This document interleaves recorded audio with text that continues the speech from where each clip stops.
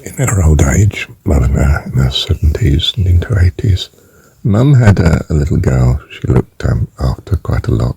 The family were very busy, and so she acted as a sort of spare granny, you know what I mean? And the little girl's name was Libby. And did she say Libby?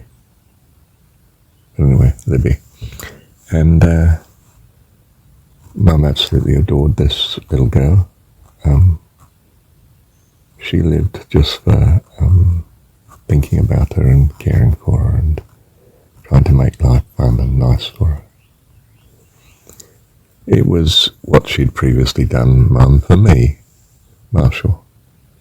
Mum had no favourites. I was the only child.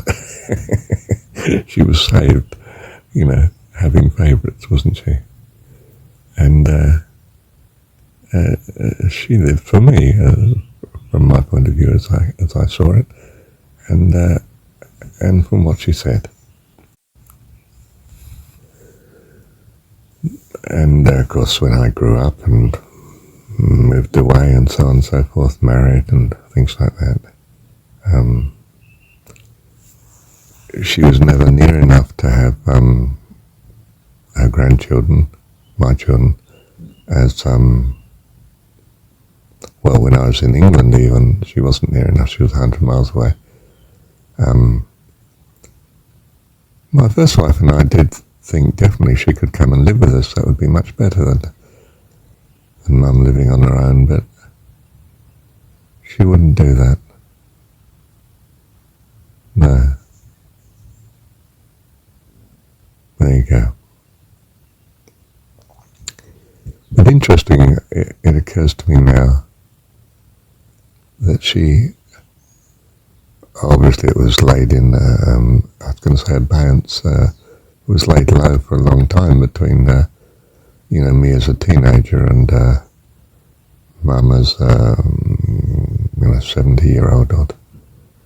But the same character blossomed again, that she was utterly devoted to this little kiddie.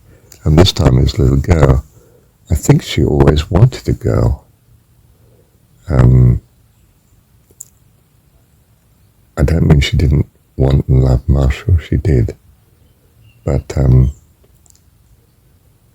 well, put it this way, she would have loved to have had a little girl. Because Mum was so into what she took to be feminine things, dresses and, clothing and makeup and hairstyle and youth and attractiveness and flirtatiousness and so forth. That was her idea of the female and what she was, and she was stunning. She was easily the match of any Hollywood star in her youth and into her middle age too. She was stunning. Let's think now, at the age of when I was about 13, and she would have been there for, yes, early 40s, about 42, that sort of age, 43, and she won a national competition that one of the tabloid newspapers was running to have her portrait painted by a then well-known artist, Nicholas Egan, and she won it. Yeah, she was a good looker.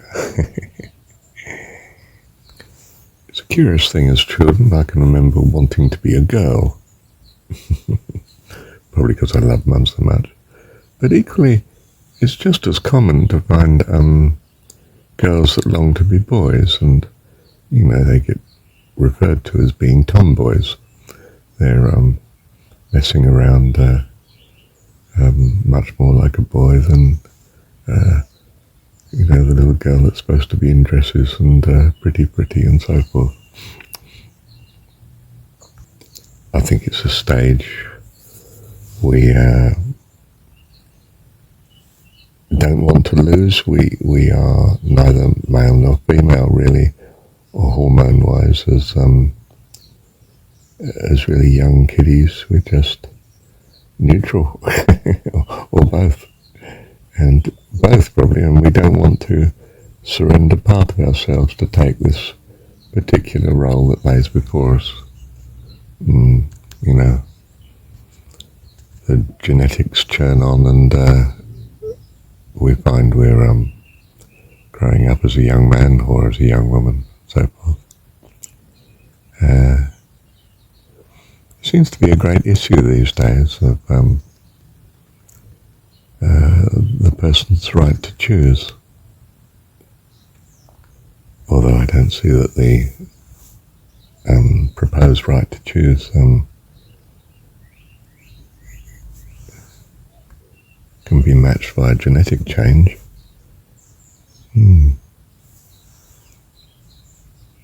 There clearly can be a hormone change, because that can be engineered. The Jesus understanding is that those that are found worthy of the kingdom of heaven neither marry nor are given in marriage, for they are as the angels of God in heaven. We tend to think in terms of pure types, but gender is not a pure type. It's one extreme of a pure type. At least I'm conceiving of it in that way at the moment. That the pure type is both male and female. We have the qualities of God. He is neither male nor female, but he made them male and female, according to Scripture and according to much of our experience. But when we are born of God, we have in, I was going to say embryo form, that was a bit of a Freudian, wasn't it? We have in essence what God is. We're of the same substance, if you like, both male and female qualities. Wonderful. And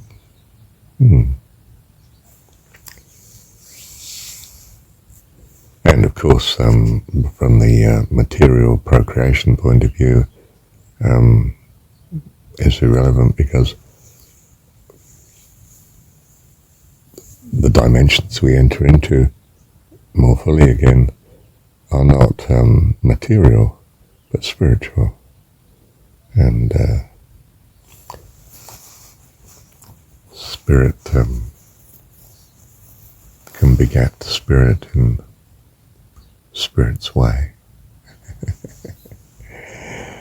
which is not by intercourse between one extreme and another, male and female. Well, I'm not sure why I've been held to discourse on this. Let me think about it a minute. Well, I don't know. Something else did occur to me though, just now. Oh, when I say I don't know, you screen out what you do know. We draw thoughts from the mind of God. He knows it all. You simply have to find access to it. It may not be worth the effort, because the access to that information is not appropriate to your current needs and so on. But it's not the case that you don't know. It can be known, put it that way. That's it. We think that when we die, we leave. And so we do. But we can still have contact with, from our point of view, from the heavenly point of view. If we're in heaven, we can certainly look at things on earth. Perhaps there are some afterlife situations where you can't do this. But certainly what we call near-death experiences and so on, their experience is that they see the earth and they see even their own body laying there, and they see the other people helping to attempt to resuscitate them and things like that, and the surgeon and the visitors and the person waiting in the waiting room and so on. And but the person in the waiting room's not seeing them, and nor are they that are doing the resuscitation. They're not seeing them as spirit. They're only focused on the body.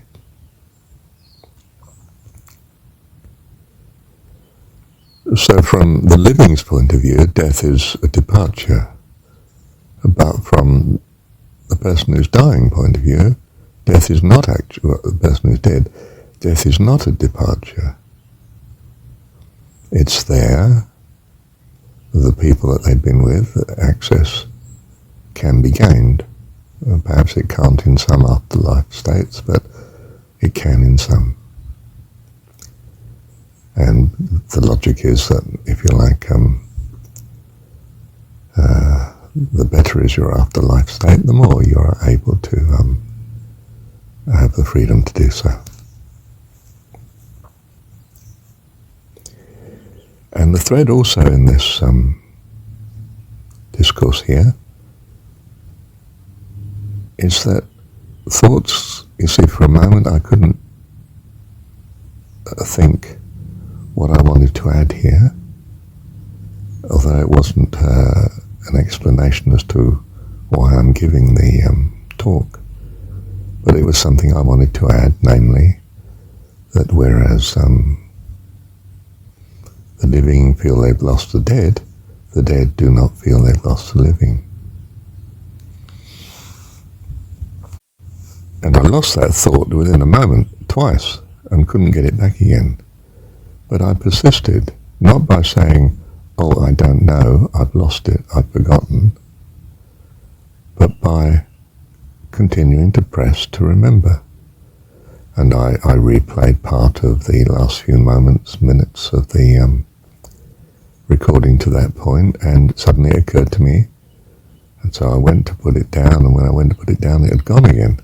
So I went back to that part of the no, I didn't. I went back to it in my mind, and then it came, and I put it down in a very hurried form, as here, which is probably not the best way of presenting it, but there was no way I wanted to lose that thought again, which I could now crystallize by saying the living feel they've lost the dead, but the dead ideally do not feel they've lost the living.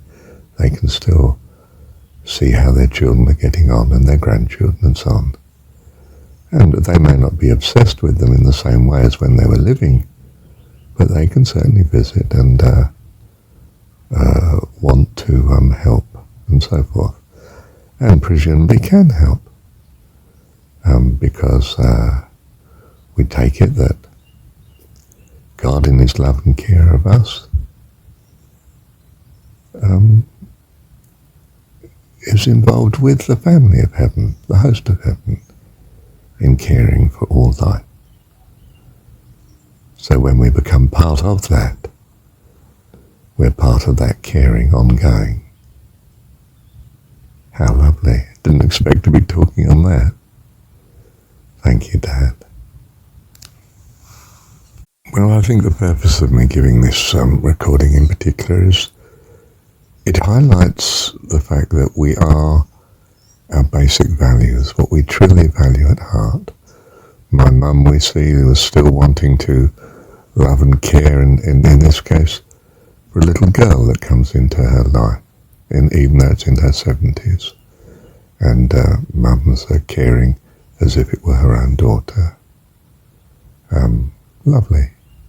And giving her great joy. It's not that I didn't give her great joy, I know I did, that was great. It's not that she had to have a little girl, not a little boy. No, she was happy with either. She'd love to have had another little boy or another little girl or whatever. Yeah. Okay. So again, you see, we find that this understanding is open to us. If we just keep chipping away, and presumably God keeps certain understanding away from us that would not be beneficial for us to know now and actually harmful, or just a distraction. And we take that as on trust, of course. Very happy to. But yes, it's not a case of, well, you've forgotten and that's it. No, it'll come. And when your mind is hovering and on the same sort of thoughts as you were having before the thought came, you may well find it opens the thought again to you. And it comes into the mind, and, well, you may have to put it down pretty quick like Marshall here, or you could lose it again. Yes. Well, it's not the end of the world, of course, if you lose it. God knows all about that.